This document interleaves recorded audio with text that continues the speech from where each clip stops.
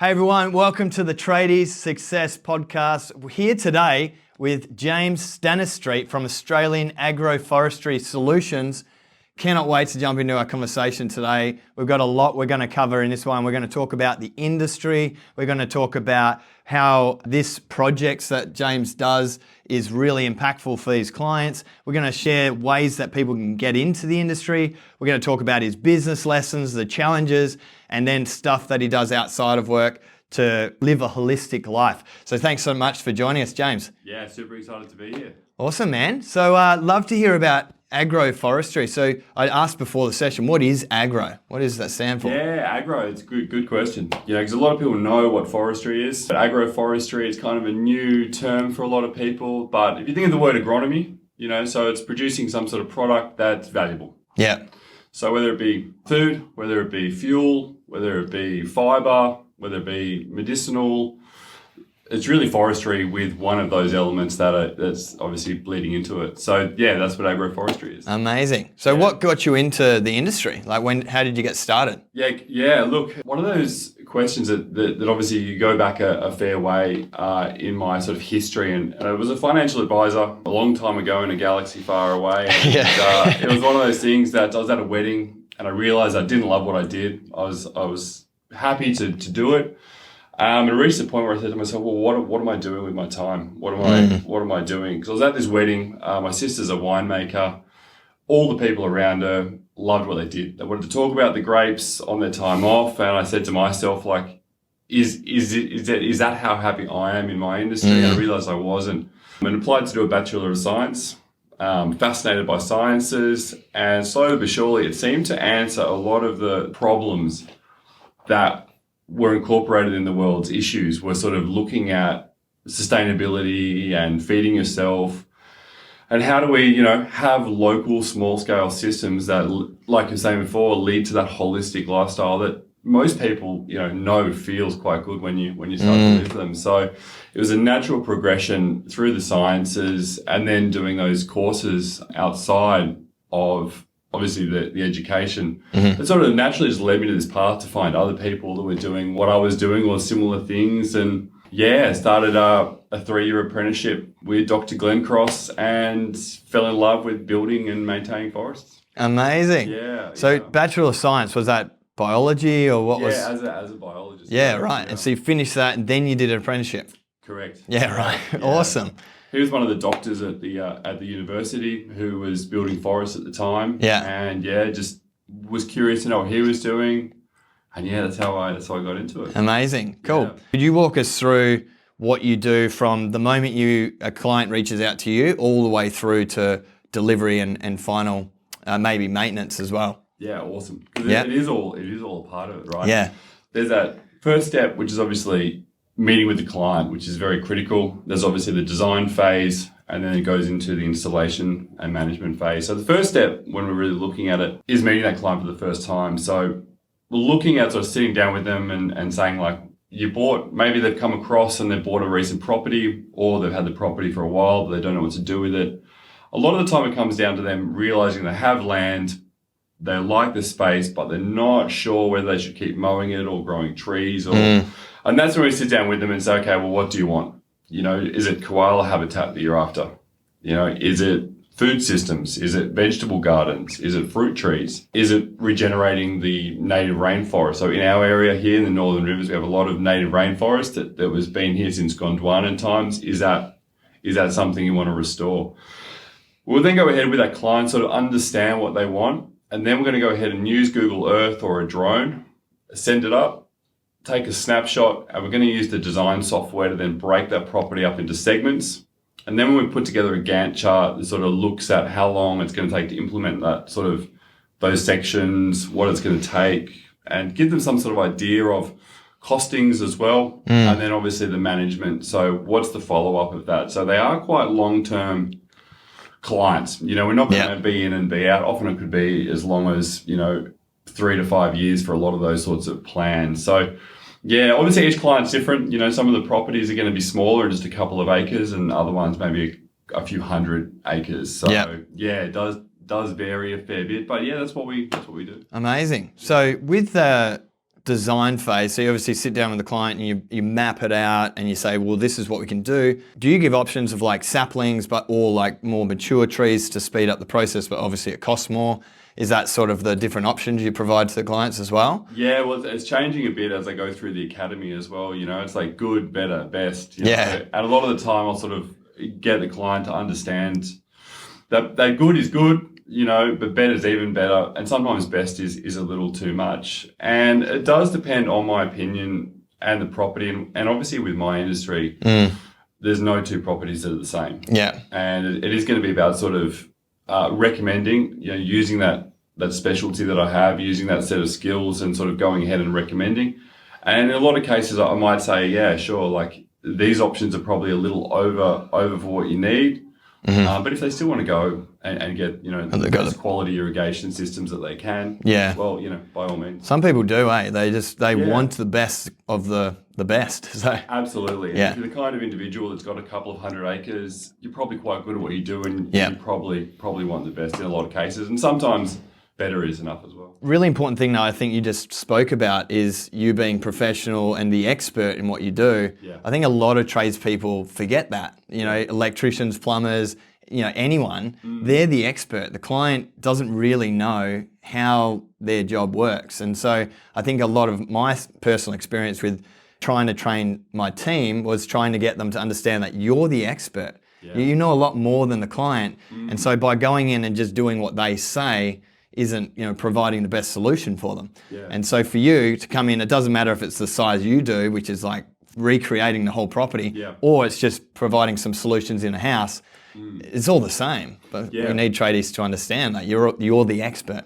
Yeah, and sometimes you forget how much you know. Yeah. And sometimes you think like, oh, everyone sort of knows that, but a lot of people don't. So when you do come in, you are the expert. You do know what you're doing, and that's a lot of the time why they're running you in the first place anyway. Yeah, 100%. Yeah. So once you've got the design phase underway and they say, yep, great, we want to go with the better option, how do you go about project managing from start to finish? Yeah, well, that's where the team sort of comes in and having a look at sort of knowing what's their first priority. So a lot of the time, looking at the backbone of sort of our industry and looking at sort of what I do, we do take a lot of nuance from sort of permaculture and looking at what we call zones. So the zone 0 to zone 1 is sort of moving from the homestead, the house, wherever the residence is, and progressing outside. Right, yeah. So you're looking further away. Saying, okay, well, what's this person going to see the most, first of all? Yeah. It's not going to be the back corner of the property, you know, 50 acres that way.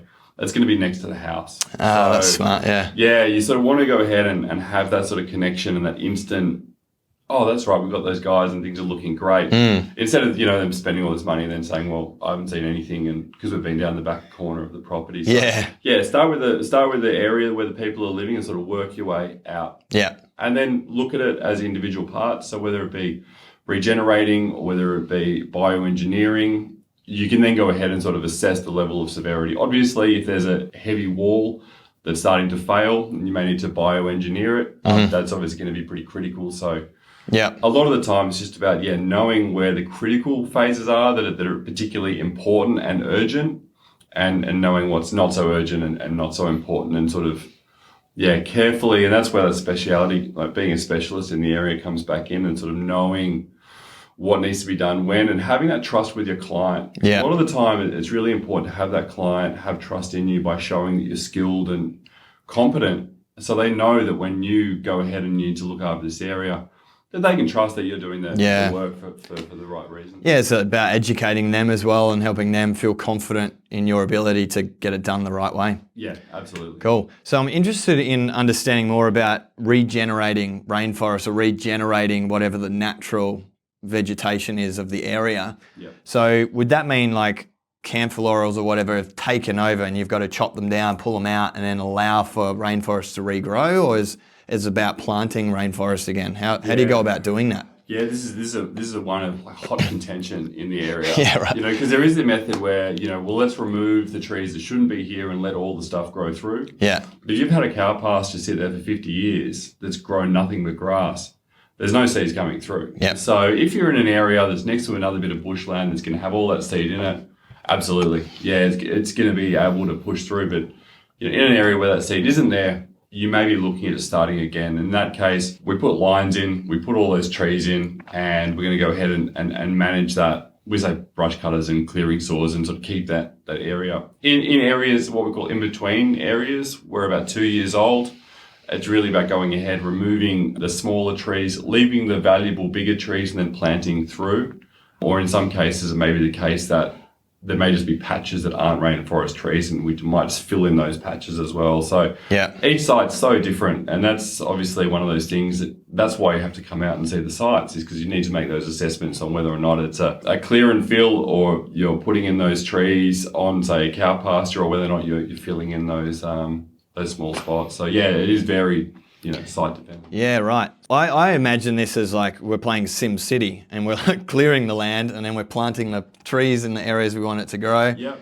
Would you have like a property where it's all fully grassland and then you've got to build a forest on it? Does that happen? Or is it already... Absolutely. No, we've got some properties. There's one we worked on, I think it was 300 acres, that they wanted every corner that wasn't a roadway to be forests. Wow. And, they've been purchasing neighbours' properties to do the same thing. So, yeah, there's a huge resurgence at the moment of people wanting just forests. Whether that be agroforests or regenerative forests or food forests. But particularly in the regenerative forest, it's a huge industry at the moment with people wanting to give back. They've done their time in Sydney, they've done their time in Melbourne, they want to give back to the trees that have given so much to the earth. Yeah, right. And so would you plant small trees like saplings, or would you plant bigger trees?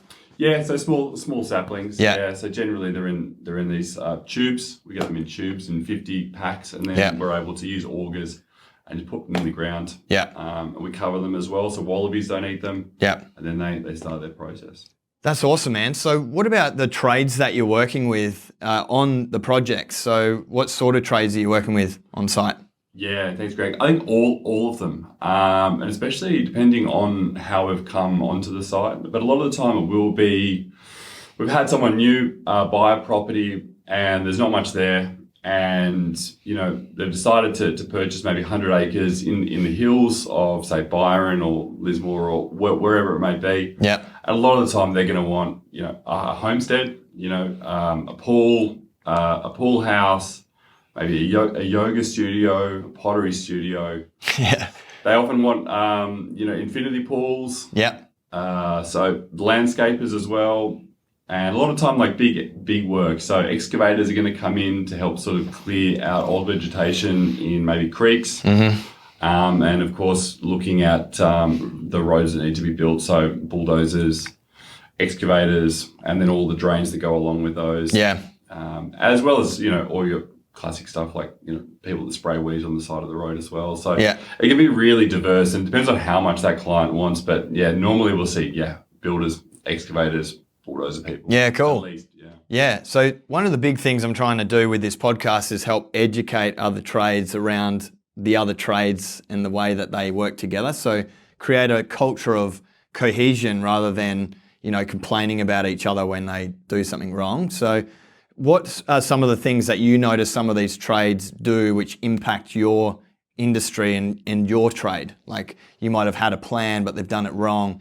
How can we educate those people so that moving forward, they're like, oh, that's interesting. I didn't realize that. I'll keep that in mind for next time I'm doing that sort of job, whether that's earthworks or any of the other trades that you see.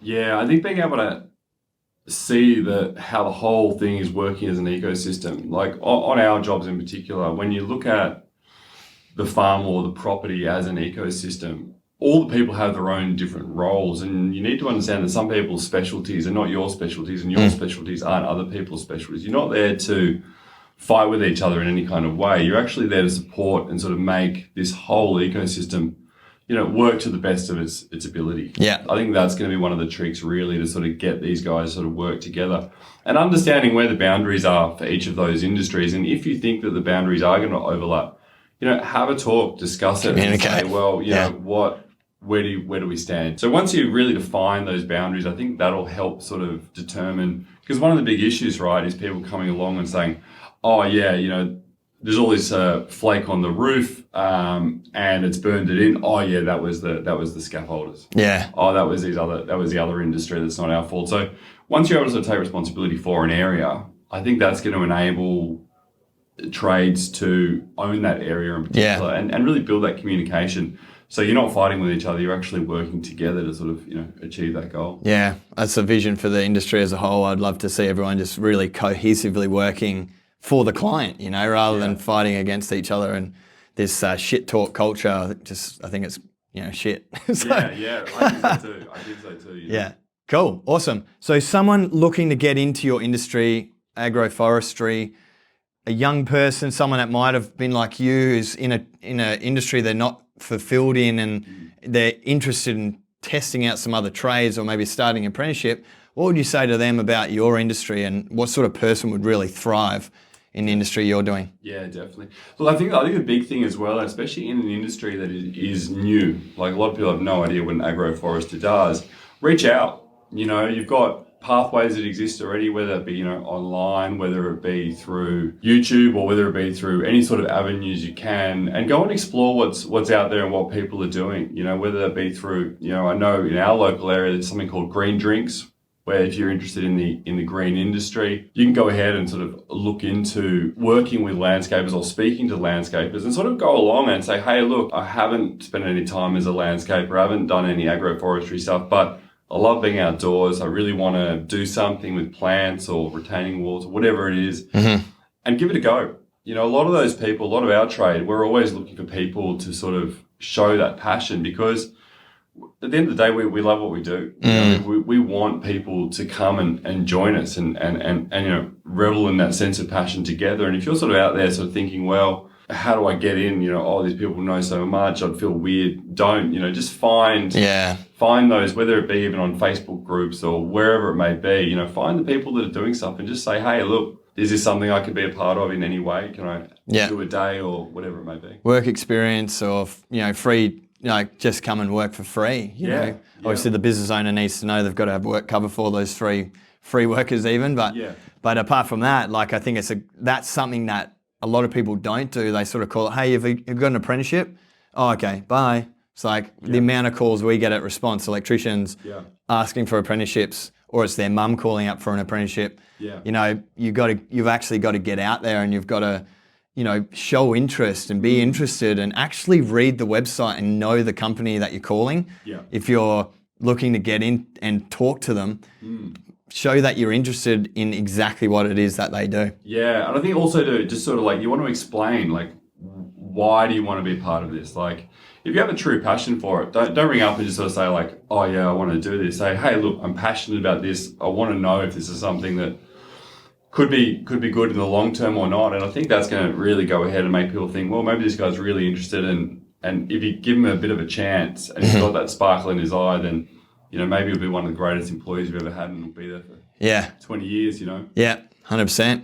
Great segue into business. So what got you starting your own business? Did you start straight out as soon as you finished your apprenticeship? It was interesting. I had a bit of a changeover period during that time.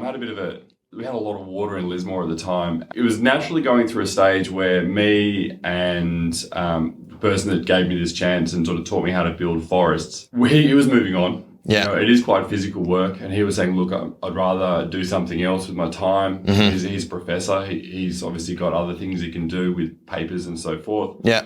I'm gonna leave the industry generally. So that was my sort of time to go ahead and go, well, I've either got to move on in regards to set up my own business or find someone else's business that I want to be a part of. And no one was really doing what I was wanting to do on such a broad scale. Yeah. It's not just fencing, it's not just vegetable production, it's not just forest, it's not just food forest. So it was all of it. So I had a lot of the tools forming, and then decided all right, I'm going to stick this out. I'm going to go ahead and slowly, buy all these tools and develop this company as I go. So that was the sort of the kick along that I think I needed to move into the real operation. Awesome. Yeah. So what was the realizations? So you obviously started your business, and then let's just fast forward a year.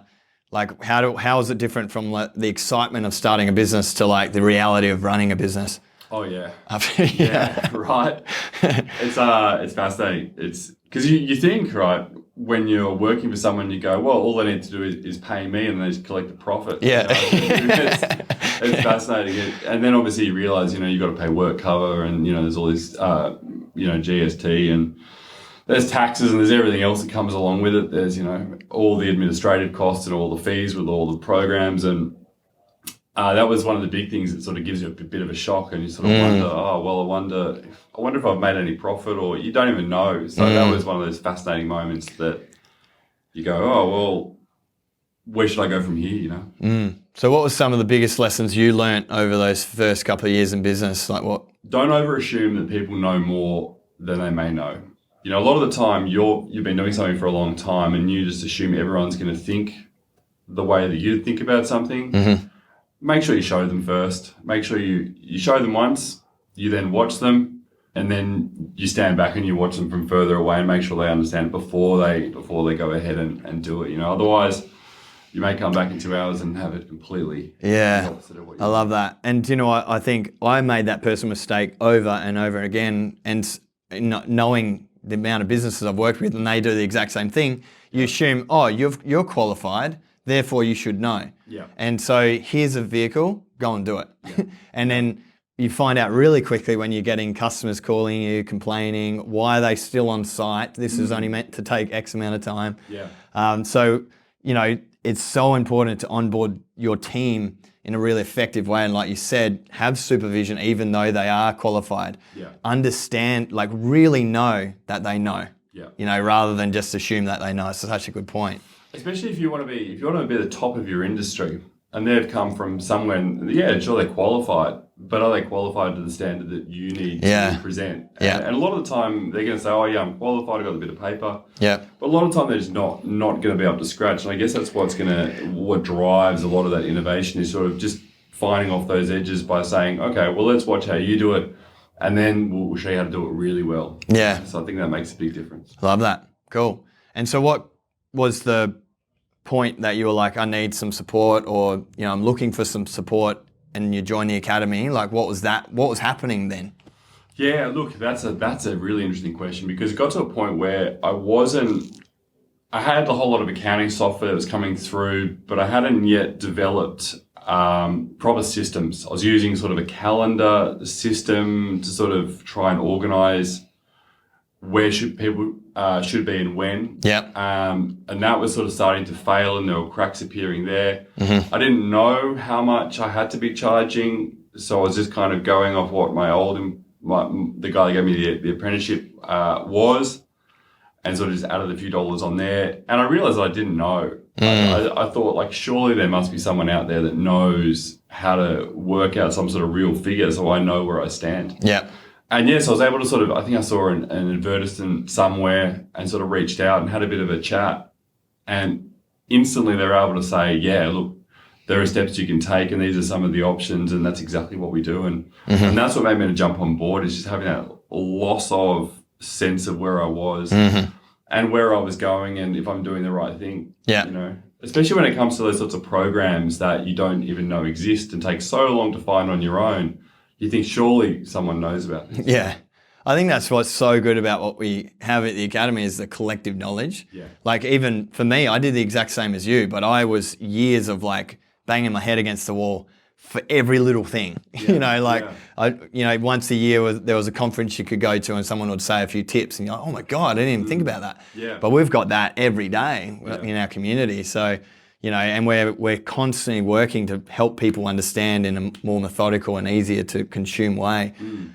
So yeah, it's been awesome for you to have that, realization experience now and see what you've got to do moving forward. Yeah, it's one of those things as well that you also don't realize that you don't know what you don't know until you get told about it. Yeah. I didn't realize how much my business could go further. I sort of just assumed that was the sort of end of the line. It'd be, wrapped up with a few different programs and that was it. And it's just fascinating to know how much more there is out there. Yeah. But you don't know until you know, right? Yeah, that's right. Cool. And then also love to talk about some of the biggest mistakes you've made, because I think people make so many mistakes. I've made thousands of mistakes. Yeah. But I'd love to hear some of your main ones and the lessons you've learned off the back of those mistakes. Yeah, wow. Look, I think the biggest mistake is I wish I'd reached out earlier and seeked advice around setting up the business with some sort of business coaching system off the bat. you know, even now there's things that take so much time to undo before you can do them the right way, that you think, if I just started it at the beginning with all the proper help, then I wouldn't have to go and pedal back all this way, you know. And it's one of those things that I thought I would have learned in finance, was that you get the advice from the people who know what they're doing, and you won't have to get it twice. Yeah. You know, and I wish when I set it up originally, I got some people that knew what they were doing and professionals at it, and just started it like that. I would have saved myself a lot of time and money. Yeah, totally.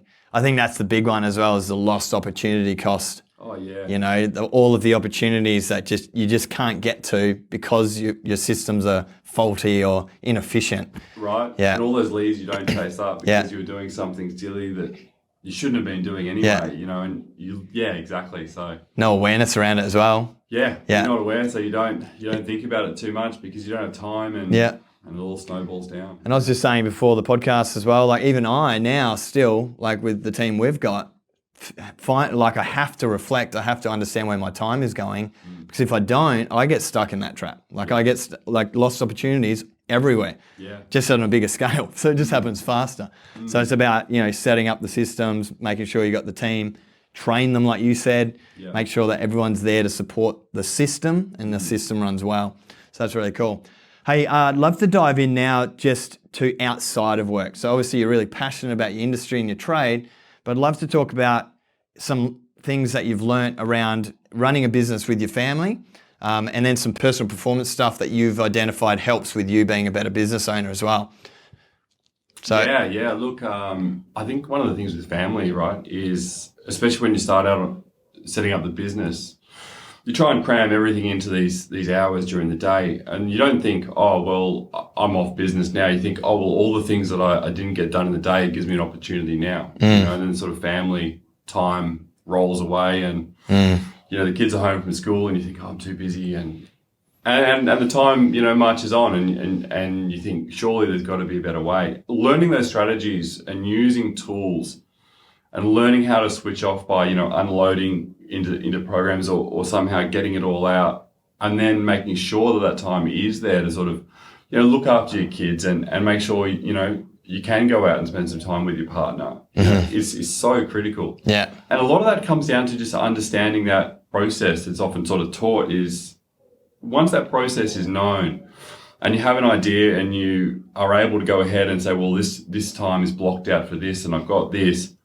it leaves you at the sense of the end of the day with this sort of refreshing feeling of like, oh, it's so good that I've done what I need to do, and now I have some proper time for the family. Yeah. You know, it's not just like, oh, you can have sort of 25% of me, but I'll be on my phone, tapping away, and I've got to organise those plans to come in, and because you're not really there anyway, you might as well be in the office. Yeah, exactly. So and it is critical because also you're going to miss out on those other things, and I think especially for a lot of I know for a lot of men, it's one of those things I think people do need to have something that you're growing in, you know, whether that be like, you know, Brazilian Jiu-Jitsu, or for myself, karate, or, you know, even if it's chess, whatever it may be. I think having something outside of like the workplace and the home place, and having that third place where you go to grow and develop is absolutely critical. And if you can go ahead and organize your time, not only is the wife and the kids going to be happy, but you're going to be happy. Yeah. You're developing and growing, even if work is going off its head, you know? Yeah. That's the first thing that goes when you get busy on site, like the workload grows on the tools for any trade. The first thing that sacrifices the personal things. So your own exercise, your own, you know, discipline, the karate stops.